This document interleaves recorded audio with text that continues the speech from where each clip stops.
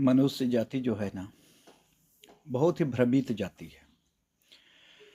इनको जब से जैसे पैदा होता है तब से इसको सिर्फ भरमाने वाले लोग ही मिले हैं, भ्रमित हो करके और डर पैदा करने वाले लोग मिले हैं।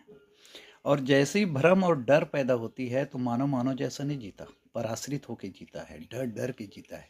जब उसके ऊपर जब किसी के द्वारा कृपा की जाती है उसी को गुरु कहते हैं और वो सत्संग कराता है। सत्संग के द्वारा हम शास्त्रों से लेकर आध्यात्मिक और भूत भविष्य वर्तमान की सारे बातों को जानना शुरू कर देते हैं। जब ये सब बातों को जानते हैं तब धीरे धीरे हमें भ्रम और भय दोनों दूर होता जाता है। कारण ये है सज्जनों कि भगवान जो है, ईमानदारी से कहो तो मानव रूप में ही पैदा लिया है।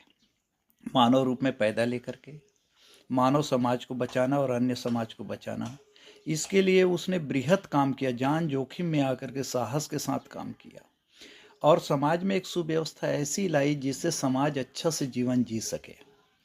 तो बहुत सारे अवतार भगवान के हिंदू धर्म बताए जाते हैं, ईसाई धर्म में जीसस को बताए जाते हैं, ईसा मसीह को बताए जाते हैं, पैगंबर मोहम्मद को मुसलमानों में और सिख में वाहेगुरु को। ये सब महापुरुष है, इनका वंदन करना प्रार्थना करना कोई बुरा नहीं है। लेकिन जो मार काट करे वो परमात्मा नहीं हो सकता।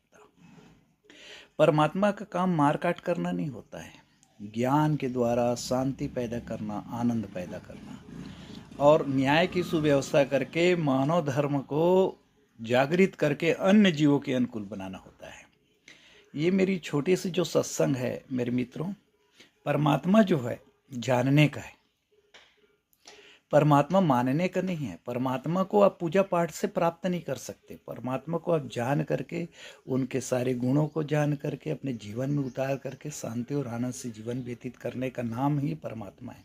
आप फूल पान चढ़ाते हो, श्रद्धा भाव रखते हो, बहुत सारे विधियों से भगवान को मनाते हो। कई लोग तो बलि देते हैं, कई लोग तो अपने जीव को बचाने के लिए क्या न करते रहते हैं। तो ये सब देख करके मुझे दुख तो होता है, लेकिन मैं क्या करूं।